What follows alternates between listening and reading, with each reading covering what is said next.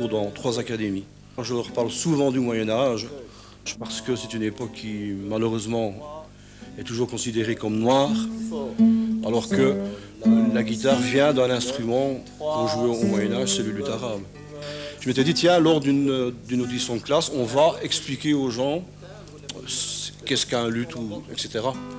J'avais dit à l'époque, tiens, si quelqu'un possède un instrument comme le luth, ça m'intéresserait de le contacter.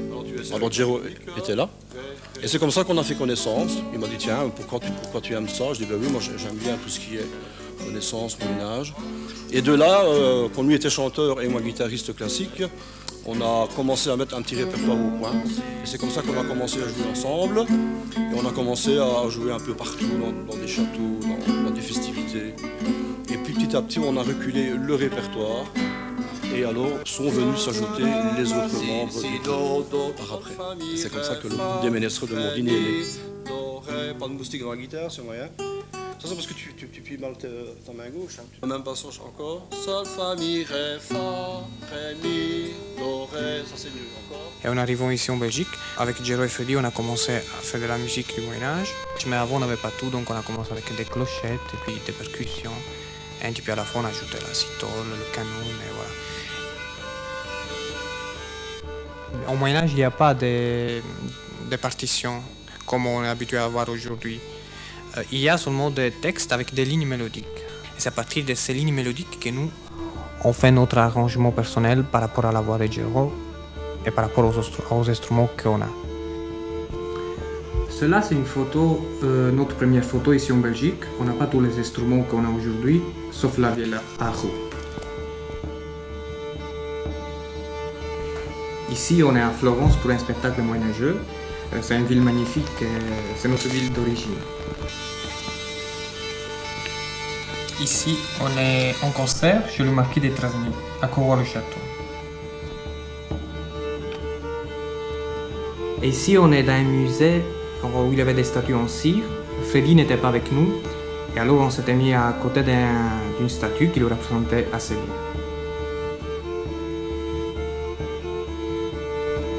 Ici, on est en Angleterre. On est allé acheter cet instrument. Ça s'appelle le rebec. Et bientôt, il va être joué dans le groupe. Le son est très joli. Et dans une église, ça résonne davantage.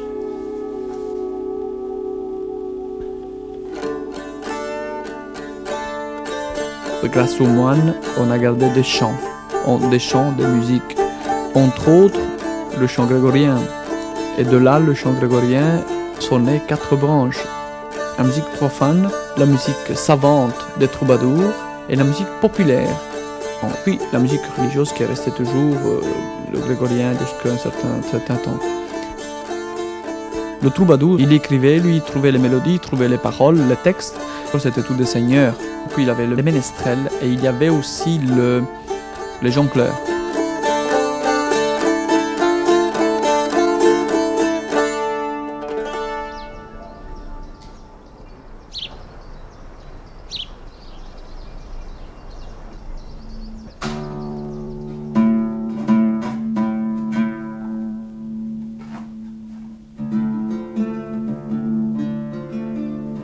Moi, j'aime tout du Moyen-Âge.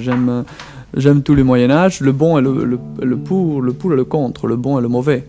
Le côté poétique, artistique, l'esprit chevaleresque.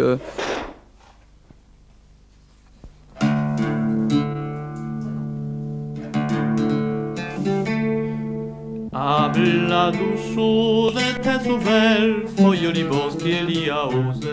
étant gosse, je suivais ma maman dans ses prières, dans les chapelles qui se trouvaient en dehors du village ou au bord du village. Chaque rue avait sa chapelle. Et tous les ans, là-bas le soleil ne manquait pas. Les gens, à la fraîcheur, à la fin de l'après-midi, ils allaient prier. Avec des chants grégoriens un peu modernisés pour l'époque.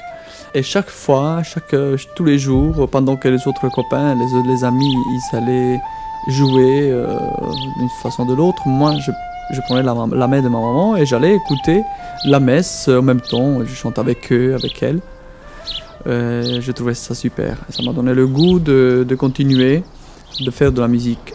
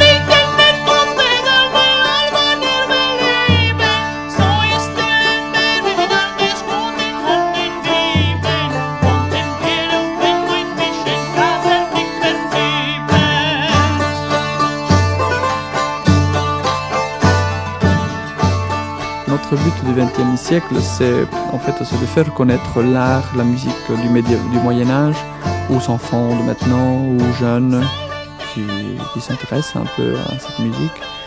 Et leur essayer de leur communiquer le plus près possible de la musique médiévale.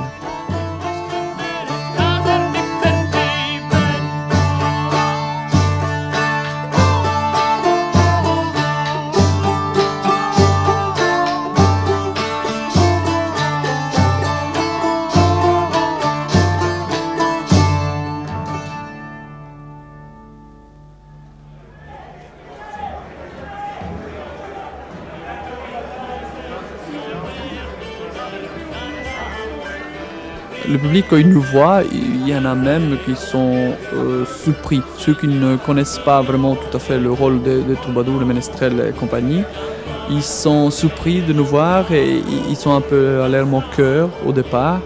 Et après, quand ils entendent qu'avec les instruments qu'on a sur nous, on arrive à jouer de la musique assez une musique étrange pour eux, ils sont surpris, alors ils s'apprécient et ils se donnent en fait, ils disent tiens, on pouvait jouer avec ces instruments-là, ils sont surpris qu'on peut jouer avec des rebec ou de luth ou alors de vielle. Ils sont tous impressionnés, ils sont impressionnés par nous.